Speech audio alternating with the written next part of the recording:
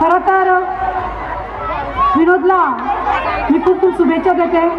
आज ही मुलुंडमध्ये बाबासाहेबांची चळवळ ही त्यांनी इतक्या उत्साहामध्ये हे जे भविष्य बसलेलं आहे पुढे, मी मला वाटतं विनोद तू मोठा झाला, तू म्हातारा होशील तेव्हा ते आठवण करतील की विनोद भाऊ आमची जयंती करायचा आणि आम्ही लहान, जसं आम्ही आठवण करतो आम्ही पण अशी जयंतीमध्ये लहान लहान होतो तेव्हापासून आम्ही जयंती साजरी करतो। खरं तर मला नाही वाटत कुठं मुलुंडमध्येच नव्हे तर महाराष्ट्रात किंवा मुंबईमध्ये एवढे 5 दिवस जयंती साजरी होत असते, कारण ती एवढे दिवस साजरी करायची म्हणजे येड्या गाबळाचं काम नाही।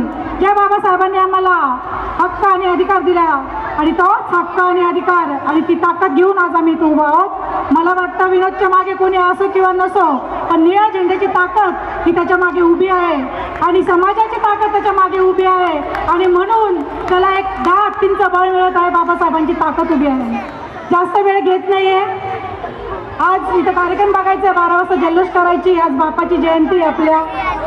आज महिला बऱ्याच या इथं उपस्थित आहे, मी नेहमीच म्हणते, मी दोनच शेअर मारणार आहे। महिलाओं का जीना आसान नहीं होता, यूं ही मनुवाद के घूंघट में सर झुका के रोती रहती, फिर सर उठाना आसान नहीं होता।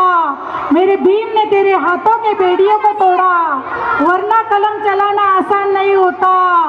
अरे डीएम सीएम पीएम कोई महिला नहीं बनती अगर मेरे भीम का लिखा संविधान ना होता, संविधान ना होता।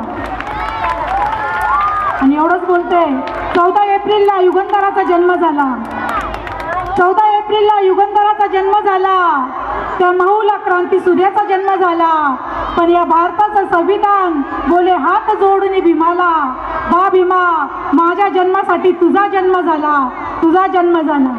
जय भीम, जय भारत। भीम महोत्सवाच्या संपूर्ण मुलुंडवासियांना मी शुभेच्छा देते आणि इथंच थांबते। जय भीम, जय भारत।